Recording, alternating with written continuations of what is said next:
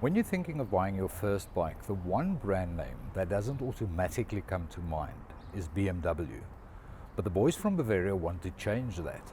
And for that, they're pinning their hopes on this, the G310R.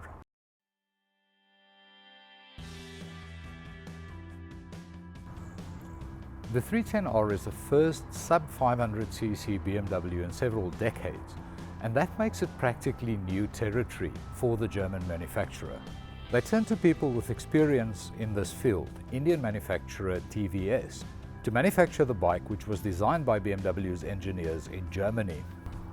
The one unique feature of this motorcycle is the engine.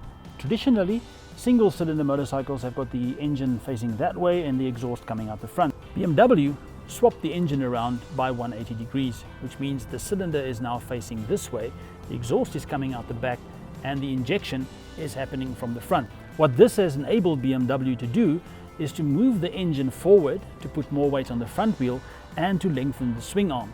Now they tell me that that makes a much more stable motorcycle. With the decline of the motorcycle market, both locally and internationally, the spate of high-quality, small-capacity bikes hitting the shop floors may not be particularly surprising. However, what might well surprise a number of people is the fact that BMW has decided to venture into this segment. So who's likely to be interested in this proposition? We spoke to Edgar Kleinbergen, the General Manager of BMW Motorrad in South Africa, and this is what he had to say. I think it will be a wide variety of customers. Of course, this is a bike that you can use for commuting, especially in busy areas like Johannesburg and Pretoria. At the same time, you can have it as a second bike if you want to do small ride-outs in the weekends. So if you have a GS, you can have a second bike with it. Also, it can be used in more rural areas. And don't forget, the bike is also designed especially for the Asian countries, where 4 people and a cow and a few chickens will fit on the motorcycle, because that's also where the bike is going to be used for. So what makes the baby Beamer a good choice for a first-time buyer? Well, for one thing, the price.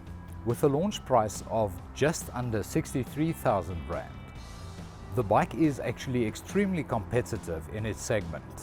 But despite the competitive price, BMW haven't skimped on the quality. And the quality of the switchgear and the fittings are on par with what you would expect from a premium brand like BMW. Build quality, however, is not the only point in this bike's favor. It sports a 313cc single-cylinder engine with 4 valves and twin cams, and it's fed by electronic fuel injection. It boasts a maximum power output of 25 kilowatts at 9,500 revs and maximum torque of 28 Newton meters at 7,500 revs per minute. That means that this little bike is actually quite lively. In fact, during the testing, we found that it would accelerate quite eagerly from as little as 70 km per hour in top gear. At the launch, we rode this bike in a variety of conditions. We had suburban, inner city and highway.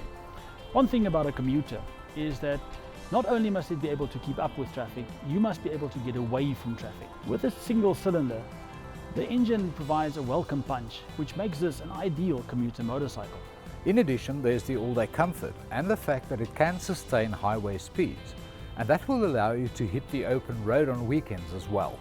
The seat height is a low 785 millimeters from the ground, and that means that shorter riders won't have a problem reaching the ground when sitting on the bike.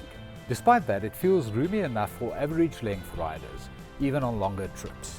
While we would happily recommend the 310 as a beginner bike, it's much more than that. This is a capable, competent, everyday bike. It will serve you well, whether you commute with it, whether you run errands with it, or if you want to go on the occasional out-of-town trip. And all of that at a price that makes it very hard to resist. Inexpensive, nimble and economical, it simply offers a lot more than you would expect from its price tag. And that, in our opinion, makes it the right bike for right now.